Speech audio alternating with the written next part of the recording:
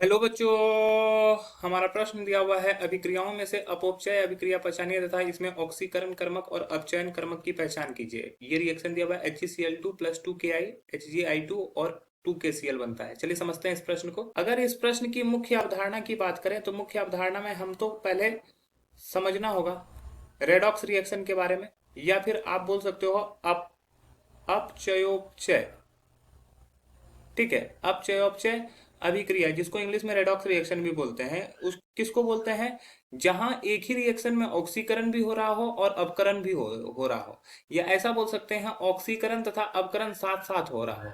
ऑक्सीकरण तथा अपकरण दोनों साथ साथ अगर होता है तो उसको अपचयोपचय अभिक्रिया कहते हैं या रेडॉक्स रिएक्शन कहते हैं।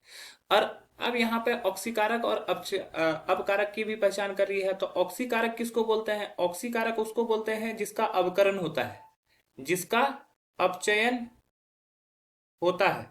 ठीक है, जिसका अपचयन होता है। और दूसरा है कि अवकारक किसको बोलते हैं? अवकारक उसको बोलते हैं जिसका ऑक्सीकरण होता है, जिसका ऑक्सीकरण होता है। तो यहाँ पे हम लोग देखेंगे कि किसका ऑक्सीकरण हो रहा है, किसका अवकरण हो रहा है। ठीक है, तो रिएक्शन क्या दिया हुआ है? अगर बात करें रिएक्शन की तो दिया हुआ है HgCl2 प्लस 2Ki। रिएक्शन करके बन रहा है HgI2 और 2KCl। तो यहाँ पर Hg का ऑक्सीडेशन नंबर जो होता है वो +2 होता है, जबकि क्लोरीन का -1।